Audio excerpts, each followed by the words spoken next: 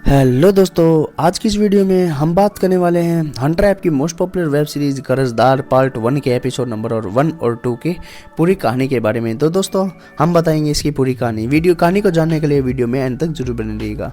अब आपका ज़्यादा समय न लेते हुए कहानी की शुरुआत करते हैं। कहानी की शुरुआत होती है घर की नौकरानी से, जिसका नाम संजना होता है और संजना घर की बालकनी में खुद को सेटिस्फाई करती हुई दिखाई गई है। और फिर थोड़ी देर बाद ही वहाँ पर घर का मालिक आ जाते हैं जिनका नाम बंसी होता है। अब बंसी नौकरानी को ऐसी हालत में देखकर इनकी भी प्यास जाग जाती है और फिर बंसी पास जाने के वाला होता है। तभी वहाँ पर बंसी जी का बेटा पन्नू आ जाता है और पन्नू गांव के काशीराम के बारे में बताता है कि बार बार काशीराम के घर कर्ज मांगने पर वो देता ही नहीं है। अब आगे बंसी अपने बेटे पन्नू को लेकर काशीराम के घर पर चला जाता है और बंसी और उसका बेटा काशीराम के घर पर पहुंचकर काशीराम को ढूंढते हुए उनके कर्ज को चुकाने के लिए बोलता है। पर काशीराम घर के कर्ज और फसल खराब होने के कारण कर्ज चुकाने में असमर्थ है। फिर पन्नू काशीराम से कहता है कि हमें कोई मतलब नहीं है, हमने तो अपना दिया हुआ कर्ज वापस चाहिए। आगे हम देखते हैं कि काशीराम की बेटी घर के बाहर से अंदर निकलती है और इसको देखकर बंसी के मुंह में पानी आ जाता है। अब कैसे भी करके कांची का कुचुम्बर निकालना है, ऐसा बंसी सोचता है। अब उसे एक आइडिया आता है। वो काशीराम से बोलता है कि गांव की एक प्रथा है, अगर कोई भी कर्ज चुकाने में असमर्थ हो तो उसकी बेटी का विवाह कर्जदार के साथ करना पड़ता है। अब कांची अपने बेटे का विवाह काशीराम की बेटी कांची के साथ तय कर देता है। इस विवाह से बंसी काशीराम के साथ कर्ज माफ कर देता है। आगे हम देखते हैं कि पन्नू अपनी पत्नी कांची के साथ एंजॉय कर रहा था तो दूसरी ओर बाबूजी मन ही मन कांची को लेकर कुछ हो रहा था। तभी वहाँ पर नौकरानी जिसका नाम संजना होता है वो यहाँ पर आ जाती है और बाबूजी से कहती है कि क्या बात है, आज आपको मैं पुराने मजा दूंगी। बाबूजी भी संजना का रस निचोड़ने लग जाते हैं। अगले दिन हम देखते हैं कि बंसी अपनी बहू और बेटे के साथ बैठकर ब्रेकफास्ट कर रहा था। तभी वहाँ बंसी का दोस्त आ जाता है और बंसी को कहता है कि अरे मैं शहर क्या गया, तुमने तो अपने बेटे की शादी ही कर दी। तो इस पर बंसी इसको बोलता है कि वो सब बात छोड़, बहू ने बहुत अच्छी खीर बनाई है, आजा और बैठ खीर खाकर जाना। अब ये दोनों बातें करते हुए खीर खा रहे होते हैं। बंसी दिनकर से बोलता है कि तुम काफ़ी दिनों बाद शहर से आए हो, कैसा काम चल रहा है वहाँ पर।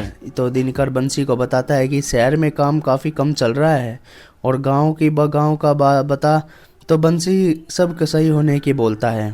अब बंसी दिनकर को कांची के बारे में बता देता है कि इसके बाप कर्ज नहीं दे पाया तो इसकी शादी बेटे से करवा दी। आगे हम देखते हैं कि कामिनी ज़्यादा ही परेशान नज़र आती है कांची की लेकर। तभी इनका ससुर वहीं पर आ जाता है और कामिनी से कहता है कि तो दिनकर अपनी बहू से कहता है कि तुम चिंता छोड़ो, हमारी चिंता लो। और फिर ये दोनों यहाँ पर शुरू हो जाते हैं।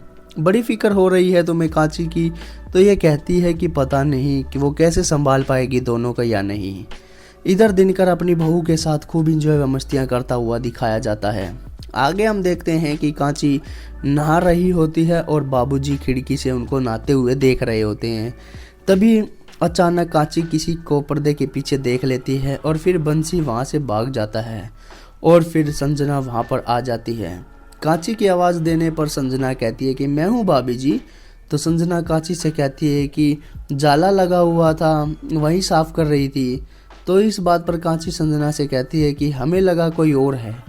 अगले सीन में हम देखते हैं कि लक्ष्मी को, जो कांची के सासू माँ होती है, जिसने मन्नत मांगी थी कि जब उसके बेटे की शादी होगी तो वो दूर मंदिर में दर्शन के लिए जाएंगी, इनकी मन्नत पूरी हो गई थी। इसलिए अब लक्ष्मी दर्शन के लिए कहीं दूर जाना था और वह जाना चाहती है।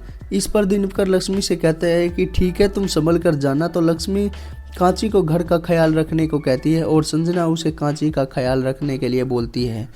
अब लक्ष्मी के जाने के बाद रात को संजना बाबूजी से कहती है कि देख रहे हैं कि आपका ध्यान हम पर नहीं है, तो आप तो कहीं और ही खोए हुए हो। तो पता है हमें आपका क्या चाहिए है, हम सब समझते हैं, अगर आप कहोगे तो ये भी कर देंगे आपके लिए।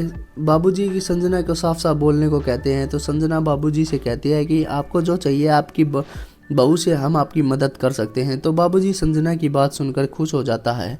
और संजना से कहता है कि वो कैसे होता है। नौकरानी बाबूजी से बोलते है कि आपका काम हो जाएगा, बदले में हमें आप क्या दोगे। तो बाबूजी नौकरानी को बोलता है जो तुम मांगोगे वही सब तुमको मिलेगा।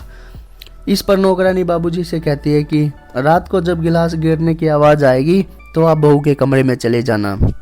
अब आगे संजना ड्रिंक करने का बहाना बनाती है और ज़मीन पर लेटकर पन्नू के साथ में नाटक करती है और पन्नू नौकरानी को उसके घर पर छोड़ देने की बात करता है।